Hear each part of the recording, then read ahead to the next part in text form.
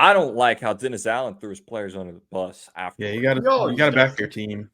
Like, I thought that no matter what, they weren't going to fire him, right? I mean, you go 9-8, you just barely missed the playoffs. The Saints are a boys' club organization. They like to promote and hire within. You got to get rid of Pete Carmichael and the offensive staff. But I was like, Dennis Allen, he's probably going to keep his job, and then maybe next year. The front office is going to be like, ooh, 48 points. Let's just hire them. Like, they're not going to fire him. It's just going to be the same old, same old. The Falcons are going to get better because, watch, they're going to draft either Michael Penix or Jane Daniels, and they're going to be way better next year. Baker Mayfield was like a one-year contract, and they're going into the playoffs. And then you pay a guy who, you know, like Matt Moscona says, what is it? The empty yards emperor. Yeah, the empty yards emperor shows up when it doesn't even matter anymore. You know, he has like his best game. The offense, of course, puts up 48 points when it doesn't matter. You need like the sorry Cardinals and the sorry Panthers and the sorry Bears to win. Like, come on, like.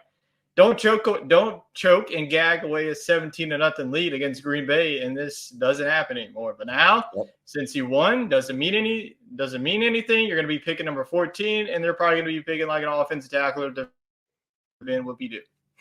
Yeah, that's all they're going to do. They're going to pick a big boy. We're not going to get a playmaker. And it'll be another bust of a draft, as it typically is for Saints fans. Yep, pretty much. It's going to be some wackadoo from Canada who we never even heard of, and it's going to be some. We're going full Bill Belichick. You take the or somebody else from Ohio State because they love their Ohio State people, even though like two of them, like Michael Thomas, doesn't want to play football anymore, and you know Chris Olave actually showed up. He's an empty yards emperor, that's for sure. Shows up when it doesn't matter. But yeah, I just thought it was weak of Dennis Allen to apologize and to like, oh, I'm so sorry. Hold on, Arthur, don't run away. Like, dude, he should have just dropped freaking Jameis coach.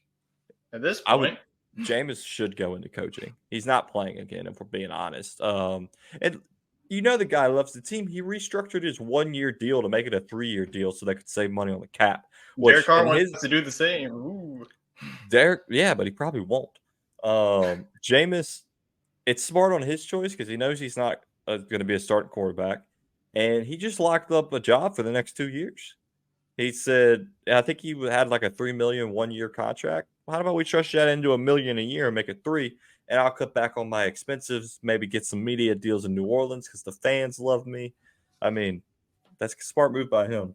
He's already got the house locked in at that 3% interest rate when he joined the team in 2018. He's good to go. Yeah. And I mean, honestly, if they keep him, it's just not going to get any easier. The schedules are already released. Like, you're going to be facing the Chiefs, the Cowboys, the Eagles. Like, your schedule will get much harder. Like, this was one of the easiest schedules in the NFL. If you really look at the quarterbacks that you face, I mean, you face off against, like, the backup that the Vikings had. You face off against Joshua Dobbs. He was, like, the MVP. Desmond looked like the MVP for about a half today, and then the last time you faced him, this was one of the easiest schedules. Like, you should have won the NFC South by not even close, and you go 9-8 and miss the playoffs. That's a fireable offense in my eyes. But are they going to fire them? No, because they don't care about this organization. They're still stuck with what Drew Brees did with this organization. That's long gone. It's like the long gone. You had to kick the can down the road. Those days are long gone. You got to tear everything down.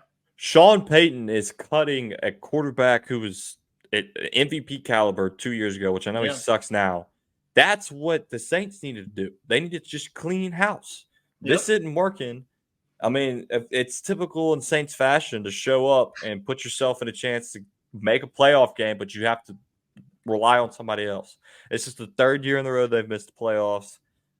Mickey Loomis, wake up. Gail Benson, just fire everybody under you. Just clean house. Move the team to freaking San Antonio. I don't care. They almost did. I'm done. Saints, I'm done. Keep them here. I would like to have them here, but they could clean house. You have a 14th pick. That's probably good enough to get you Penix. And you think he goes that far? He looked. I think injuries will probably knock him down. Like, you'll probably have 3 quarterbacks go in the top 10. It'll probably be Caleb Williams, Drake May, and Jane Daniels. JD5's going to Atlanta. It's going to hurt every dang Saints fan that's also an LSU fan because Atlanta needs a quarterback because Ritter ain't No. going to do it, and Taylor Heineke ain't going to do it, and they have a lot of young talent around them that they're just absolutely wasting.